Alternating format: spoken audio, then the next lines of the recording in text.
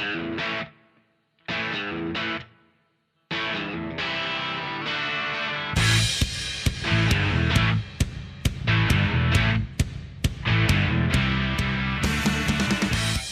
everyone and welcome back to another episode of Free Kick. We are today talking about the Essendon Bombers, a little bit delayed, but always coming around. We're very keen to get into them. I'm here with my co-host Will. How are you going? I'm well, thank you, Jono. Keen to talk about these Bombers. Yeah, they had an interesting 2024 where I feel like their best was elite and it did make them qualify for finals, but I'm keen to hear your take on how they went last season. Yeah, they sure did. They snuck into the 8 in a group of teams that were vying for the finals. 6 wins, 4 losses, and a draw in the end. They, as you say, they had a very interesting season. They had a terrible loss to Adelaide in round 4, and then after that, they sort of started kicking on with some good wins. Made the finals. Didn't quite, achieve what they would like to in the finals, but set themselves up for another good campaign this year. Last year, the big story was really the injuries to Bonnie Toogood in particular, which kind of changed the way they had to play, and we'll talk about that a little bit more a bit later. But basically, at the moment, they're more consolidating their list than trying to add top-line talent or anything like that. So the ins, Courtney Murphy from GWS, very handy trade in, given their ruck predicament. Steph Wales missed the latter parts of the season with an ACL injury and will miss parts of this season with that rehab as well, so one to keep an eye on. Also brought in a whole lot of draftees, so Grace Bologna, Taya Chambers, Holly Ridewood, and Sophie Strong. Grace Brooker, a rugby union convertee, will be quite an interesting one. Maggie McLaughlin, a former Freo player, comes as a replacement player, as long as Jess Verbrugge and Amelie Gladman. They have lost a bit of talent in the outs, though. They've lost to former high draft picks Amber Clark and Paige Scott, who self-delisted in order to get to Richmond, and also lost Ash Van Loon, who headed up to Sydney. Cody Jacques, Jackie Voigt, Lily Rose Williamson were delisted, and they do have 3 players that will be inactive this season as well. Bess Keeney, an experienced player on the wing half-back, will be missing due to pregnancy. Emily Goff has unfortunately done her ACL, as has friend of the pod, Amelia Radford, which was sad to see. So, bit of experience lost there, so it'll be interesting to see how they fill those gaps. Yeah, I mean, I was a big fan of Bess Keeney in particular last season, watching her run along those wings, and just the way that she added to their mark kick game plan that they've got going on. So it will be interesting to see how that is resolved this upcoming season. But yeah, a lot of injuries last season to worry about. One thing, though, is I really think when they played their best footy, I mean, we're talking about them just scraping into finals, but the team that came in 9th was the D's, and, they thumped them. They thumped them early in the season, which was a massive surprise. Yeah, it really was, and as you say, the difference between their best and their worst was stark, and if they can make it so that their best footy is the footy they're trotting out most weeks in the upcoming season, they're definitely in with a shout for finals once again. Yeah, absolutely. Well, I think, as much fun as it is us just chatting about what we think is going to happen, I think it's always better to hear from the club themselves. And to that end, we've had Liam, our local Bomber fan, chatting with Amy Gaylor over at the Bombers recently. So let's jump over to that now. Yes, thanks, guys. As has been announced, we are very ably joined, and we are very excited to have on the podcast last year's, rising star for the Bombers, Amy Gaylor. Amy, thank you so much for jumping on. How are you? Great, thanks. No, thanks for having me on. It's an honour to be on the podcast. First things first, how was, your first season in kind of a quick 25 words or less summary? God, it's hard to summarise, but just like a whirlwind. I don't really know what I expected coming in to the season, but it surpassed all my expectations. I absolutely love the club, love the players. So yeah, I've got nothing but good words for the club and last season. So you kind of came in as a expansion pre-signing. How early on did you know that you were going to be playing for Essendon kind of in your junior career?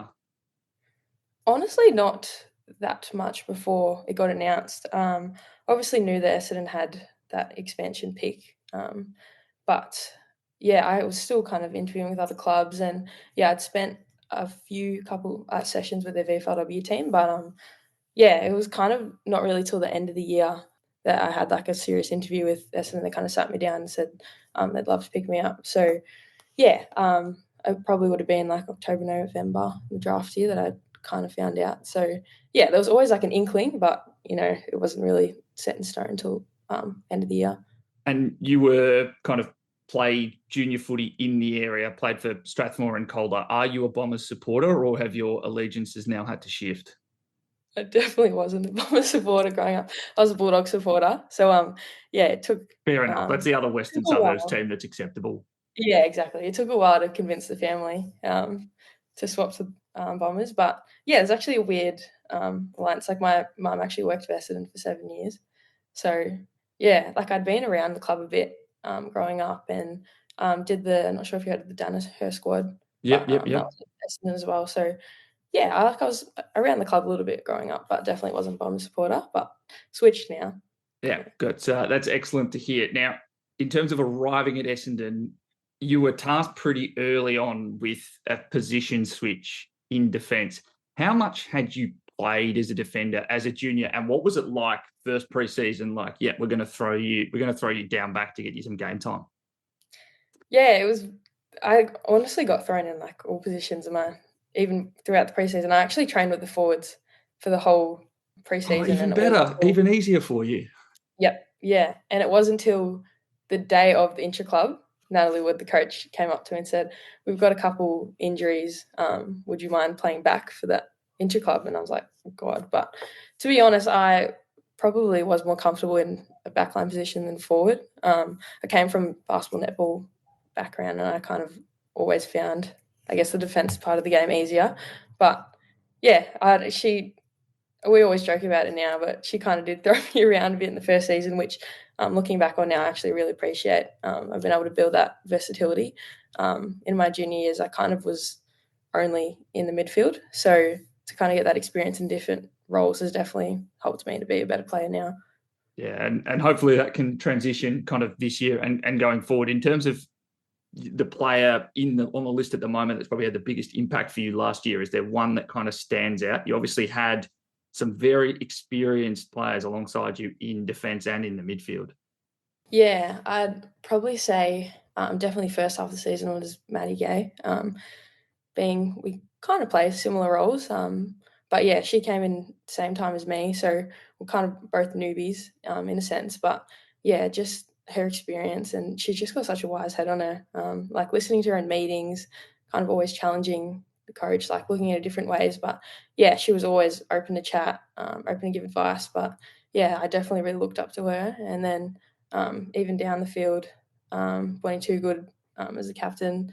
Love the way she leads, and she's always been like a shoulder to lean on. And then in the midfield, there's quite a few experienced players. So when I jumped into the wing a bit, I really leaned on Bess Keeney. She played wing quite a bit last year, and yeah, she was really great as well there when I got thrown into the midfield a bit. Yeah, that's a pretty spectacular list of players to lean on. And yeah, looking at the way you played, it definitely looked like you and Maddie both worked your way kind of into the season. There was, I don't know if it was a noticeable thing from internally, but a definite shift into the kind of ball movement style across halfback and ball control. Was that something that was done kind of intentionally, and maybe it took you guys a couple of weeks to get comfortable with that? Or was it just a kind of natural shift as the season went along? Yeah, I think there definitely was a little bit of focus on getting a bit more ball movement and a bit more tack from our backline. And that's also a credit to the rest of the backline. I think we had quite a bit of role clarity. Like people knew if they were the intercept defender, people holding out for others. So that kind of run-off halfback doesn't happen without the rest of the backline sticking to their structure. So yeah, it was definitely something I wanted to bring to last season and something I want to work on this year as well. Yeah, 100%. Now, I have to ask you, are we going to expect to see you play a half-back role this year? Is it going to be a wing role, as you kind of saw a little bit towards the back end of the season? You even had some CBA minutes in that final against Fremantle alongside Maddie Gay as well, which I found very interesting. Have you been kind of pegged for one of those to start this season, or is it going to be more chaos? You'll be intra-club, full forward, last week and then be playing fullback against North Melbourne in a couple of weeks?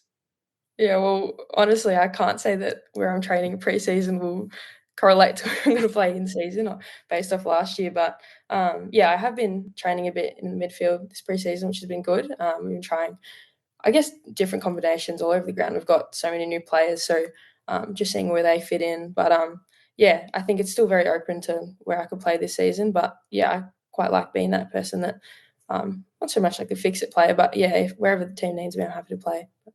Look, your media trained already, putting on the "I'll just do what the team best needs for me" hat. That's very well done. And yes, it's almost like you've read my next question. Obviously, been quite a number of changes from the best 21, or kind of those rotational players from last year.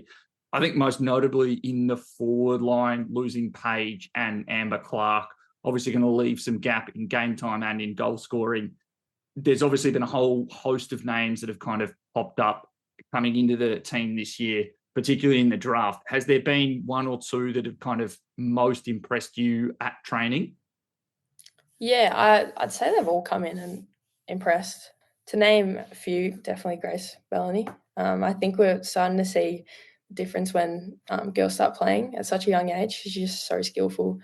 She's come in and, yeah, she's stepping me out in training, doing ridiculous kicks. So, yeah, she's a really exciting one to see. And then the other one would be Sophie Strong.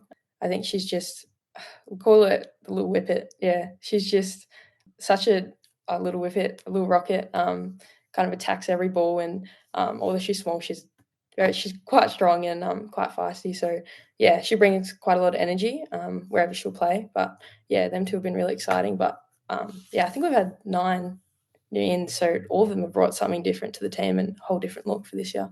Yeah, and the other player in terms of strong ones, we've, Grace Brooker has arrived from having played rugby.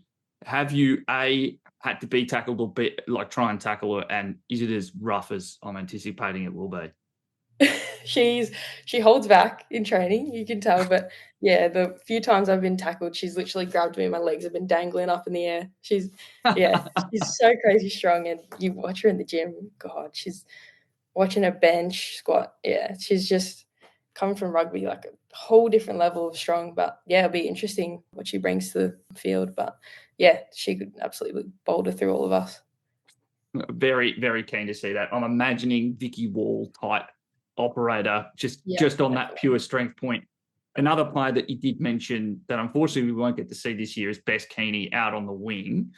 Obviously, the wing is a position where any number of players can kind of get thrown. Is there someone new this year or a breakout player that you expect to kind of take up that role immediately? Could we see kind of Georgia G play higher up the ground? Is it Sophie van der Heuvel? I think there are a number of different options that could roll through there. Yeah, definitely. Like you said, there's quite a few options, and I think at this point in the preseason, we've just been trying quite a few different combinations. Even a few of our new players, Maggie McLaughlin, Jess Verbrugge, have been playing a bit there on the wing. But yeah, even open to like a mid-wing rotation with potentially some of us mids going through there. But yeah, there's quite a few that could pop out into that wing space, which is quite exciting. I guess depending on the game, whether we want to get some speed off the wing or endurance. Yeah, we've got quite a lot of options there. So it's an exciting role to fill. Obviously, sad that Bess can't be there this season. But yeah, I'm confident that we'll be able to fill that position quite well. Yeah, it's going to be fascinating to see, because just watching the Bombers, it always felt like Bess was someone who not only took up a wing role, but she'd obviously played a lot of minutes in defence at the Suns and had a pretty natural knack for dropping behind the ball and taking intercept marks. So I wouldn't be shocked if someone, say, you like yourself, who'd played midfield and wing and defence, maybe ended up with some minutes in there, but definitely going to be one that all fans are going to be keen to see. The final one, that played a lot of time last year is Ash Van Loon, who's gone to Sydney. She was that kind of lockdown, medium-sized defender. Is there someone that you expect to kind of jump straight into that role this season? Yeah, Loons was quite an important part of our defence, so quite a hard role to fill. But our new draftee, Tay Chambers, I think's kind of taken on that role. I guess she's been training the back line, and she's so composed beyond her years. So yeah, I think she could be someone that could potentially take over that lockdown defender. But yeah, we've got quite a strong back line, so I'm sure they'll all work together. They'll be able to find a solution. But yeah, I'm quite excited to see what she can do out there. As are we. And then the kind of final position group, just the midfield and the rucks. We've obviously, the Bombers are trying to integrate Courtney Murphy. Kind of how has she gone so far this preseason, coming in as a player who's kind of been on a few lists now, but has only played one game? Has she kind of made an immediate impact? How's she going competing against Mikey? Yeah, definitely. She's made an immediate impact. Credit to her. Like, she's third club in 3 years, and she's come in with that same willingness to learn. And I find that Mikey and her definitely challenge each other in different ways. They're different rucks. Mikey's more of like a jump athletic ruck, whereas Courtney's more of like that strong, combative ruck. So yeah, they definitely push each other in different ways. But I think they'll be a great combo. And they've obviously, with the loss of Killer for the first however many games of the season, they've really stepped up in that role. And I've got so much confidence in them coming in round one. Yeah, look, it's certainly one that I won't ask you to say who's going to play round one. I have a feeling that we might end up with both in the team, or get at least a sense in the practice match. In terms of kind of a question that we ask every single player that we have onto the podcast, and you've already given me so many names and the community so many names for breakout options, but who is the one that you expect to kind of make the biggest leap this year? Who's the player to keep an eye out for? Yeah, I'd say there's a few. One being she's already superstar of the comp at Bonnie. I guess last year she had quite an injury interrupted year. But yeah, I think if she can come out injury free this season, I'd back her against anyone, to be honest. Yeah, so really excited. She's had a great preseason, so excited to see what she can do. But besides that, I think Mee Bush is another one. Probably haven't met anyone that's worked harder than Bushy. So yeah, hopefully that she can get a string of games together. And I think playing in that back line, she's so diligent with everything. Great teammate. So I think she's someone that could definitely break out this year. That is very exciting to hear. The fact that Bonnie Toogood has another level is pretty spectacular, because her 2023, possibly one of the most complete seasons that we will possibly ever see at the Bombers, just in terms of the way she's able to impact the game. Amy, you've been an absolutely wonderful guest, so thank you so much for going on. And if I had to ask you one final question, round one, first centre bounce, where are you playing? Hard question. You'll have to wait till round one in Canberra. I know about as much as you. So. That is an extremely fair response, but I'm bitterly disappointed. Thanks again, Amy, and we'll be rooting for your success this season. Thank you. Thanks for having me on. Oh, an interesting chat there. I mean, I always love hearing about some of these updated ruck situations going on with Steph Wales going down. I think that's going to be very interesting to see how that mix goes forward. But I don't think there's a better thing to talk about than right at the end of the interview. We've got a couple players that might be looking very strong for the season ahead, but one in particular, Will, I think is your first player in our top 5 fantasy relevant picks. Yeah, absolutely. A breakout player, I think, is a strange thing to say for this player, given we know what they can bring to the table. Previously averaged 102 as a forward. Bonnie Toogood. Simply put, she's absolute value. And last year, she was the top owned forward going to last year because of that 102 average, and really broke our hearts with that unfortunate MCL injury on a score of 5, which really threw the cat among the pigeons early on for teams with how they, changed their structure. And then, to compound things, also had a second season-ending injury, a syndesmosis injury in the second last game of the home and away season on a score of 4. So you've got a score of 5 and a score of 4 in there, which tanks her average even further to just 38.7, priced at $501,000 for us. She's averaged over 50 for the last 3 years, including that massive average of 102. And even though they have moved their game plan away from being Bonnie Toogood-centric, simply put, I think she's too good a player to not average 50 plus, which means there's already, 10 to 15 points worth of value there. And I think it's definitely well within the realms that she could average 60 or 70 again. So I think it would be a brave coach to go against that sort of value. Yeah, you don't get this kind of value really anywhere, anytime. I mean, we're talking about other players from other clubs coming in who are, 30 points underpriced as, being extraordinary value. This is 60, 70 points under what you can probably expect her to do. 70 might be a stretch, but 60 points under what she's done in the past is actually insane. I'm very excited to see what she can do. But yeah, it's just getting past those injuries that she had, either end of the season. I think it was the last game, wasn't it? Wasn't it week 10? I remember it ruining my final week of the season. Possibly, but either way, 2 unfortunate injuries really does bring that average down. It would be an absolute shock if she didn't average considerably over that 38 mark. So I think this is a pretty safe pick. Yeah. Can I bring up one concern for you? And this is that when she did that first round injury, score of 5, it wasn't like it was in the first 5 minutes of the game. I believe it was in the second quarter. And she was still only on 5. And in the couple games we did see her play, I think she was playing a little bit deeper forward than we've seen in the past. She wasn't floating back behind the ball as she'd done previously to sort of take those contested marks and keep her score racking up. Is this something we need to be concerned about? I think it's something to be wary of, maybe not concerned about. I think too good a player to not score at least decently. She did score a few 30s, but I think they were sort of nursing her back from those injuries. I think the days of averaging 102 are probably behind her simply from a game plan point of view. I don't think Essendon will be looking to rely on her in that way. But I think even if she's only averaging 50, you're still getting a fair bit of value there. So I think that to think that she's going to not make money would be probably devastating for the Bombers, because it likely means that she's not having much impact. So I think it would be quite a surprise that if she didn't at least make a little bit of money, put it that way.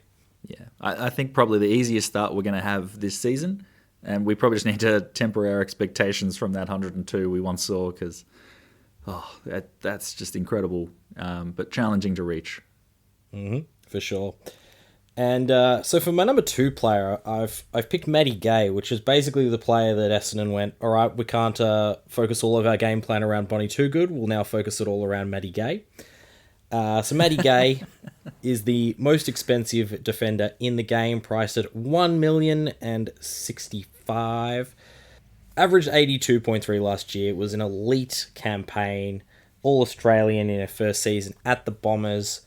And basically she was pretty good at everything. She was good at intercepting, she was good at defending, getting the ball, moving the ball forward. I think in terms of all-round defensive efforts, she was probably the best at it last season. They've got a pretty nice early fixture, so she should be able to feature in the top handful once again. I think the only thing with Maddie Gay is, do you want to pay up for that top defender? And I think that there's plenty of justification to say yes. So even if she doesn't end up as the top defender, there's a couple of other players like Charlie Thomas and Tilly Lucas-Rod who might be able to pip her. I still think that she's going to be comfortably averaging over 75 and should probably tip that 80 mark once again. Yeah, no, I tend to agree. I think there's a couple reasons why I've been thinking a lot about some of these defenders, because I do think they're potentially worth paying up for on the basis of, for one, particularly at the Bombers, we've got no Steph Wales in the upcoming season. I don't think that ball's going to be locked in stoppage as much as it once was. I think it might be getting out of there a little easier. And the other thing is they've changed the ruck rules this year, where they've basically told the clubs, we're not going to be waiting for the rucks to run over from wherever they are on the ground. If there's a contest, we're just going to ball it up. And I think that means we're going to see a lot less setup around stoppage. We're going to see the ball kind of exiting quicker. So these players that get it on the outside, like Maddie Gay, could be big beneficiaries of that extra time of ball just being in possession.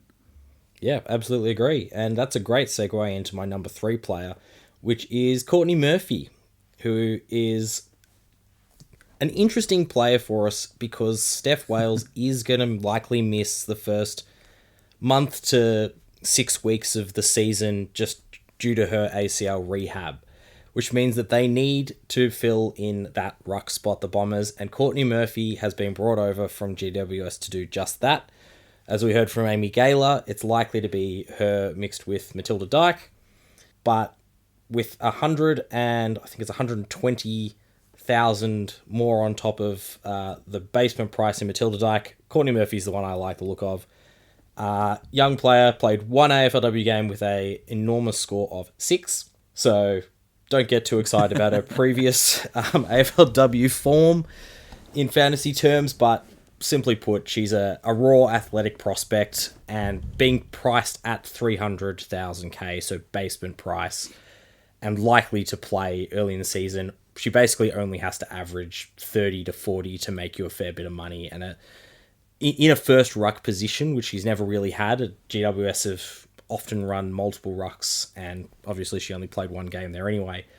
I think it would be fairly reasonable to expect a 40 to 50 average from Courtney Murphy if she does get that first ruck role, which means plenty of early money. And then when Steph Wales comes back, trade her straight out, made your money, fantastic. Yeah. And I don't want to discourage people on the basis of that 6, because it was from extremely limited time on ground. Like, she was playing backup ruck. She didn't make it to 50%. I think there's not a huge scoring here, but of all the positions that you want to have the basement price, player on, I think your ruck bench is probably the one that you can get away with at the best. So I do like this option from you, Will. Yeah, and I think that just the fact that with Wales not there and them essentially looking at 2 backup options, the game, the job certainty should be there that she'll play that first month quite easily. And for a player at that price, as you say, Jono, you jump on it because all they have to do is average a 30 to 40 and you're making money. Yeah, no, it's a comfortable one. Who's next on your list? Who's number 4? Number 4 hopefully will be serviced capably by Courtney Murphy in the midfield is Maddie Prasparkas. Very known quantity, Maddie Prasparkas, superstar midfielder, W Award winner. From her perspective, was a bit of a down season last year, only averaging 89.6. The main concern was really the shift in the game plan. They shifted away from that contested footy brand, possibly due to Steph Wales' injury. But simply put, she's too good a player not to score highly again. Averaged 96 the previous season. You'd expect that having a preseason's worth of, practicing the game plan, trialing that game plan with a bit less, she's the clear top dog in there, even with Georgian Anscorn, who also averaged a very healthy average. Teams were putting the effort into Maddie Prasparkas, putting tags on her. That is probably the main concern. But if you are looking for a slightly more unique midfield option, Maddie Prasparkas is that. And I think a 90 average is probably par for the course for her. Yeah, I couldn't agree more. I think she's an excellent star, and I can't wait to see her get back to that high fantasy scoring that we've always known her to be. Indeed. And my last pick is a player who probably goes a bit under the radar in Essendon's backline because of Maddie Gay, but I've picked Georgia Clark here. Georgia Clark, defender, averaged 51.3 last year, so a bit of an awkward mid-pricer, 664k, but stood out as a really reliable defensive option last year and definitely benefited from that kick mark game style that they moved towards, particularly in that latter half of the season. And the reason I mention her and bring her up is because despite averaging 51.3, she started the year with 3 20s and a 42, and then basically didn't drop below 50 after round 4. So from round 4, if you take out those 20s and that 42, averaged 64, which is a really solid average and would put her into that sort of band of players who are in that just below the top tier.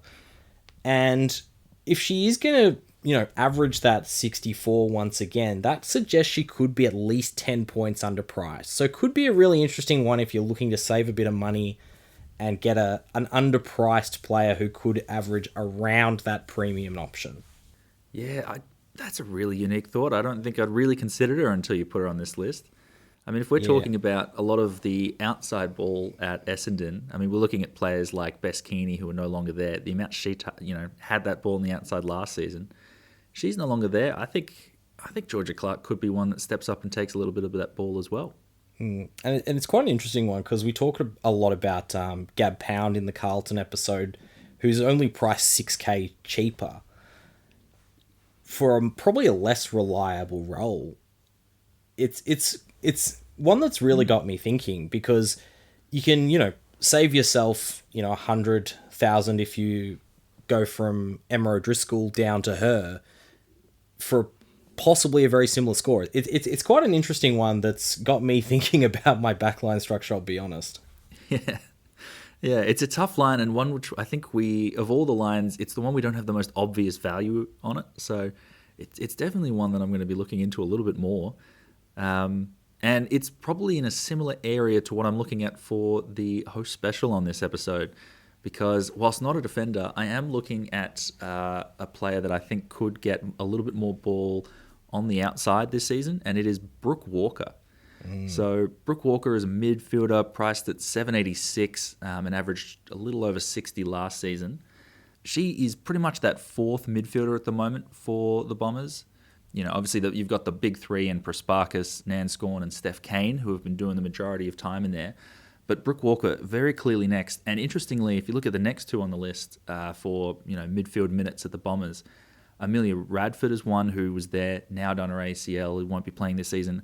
Then Paige Scott, who's off the list and off to Richmond now.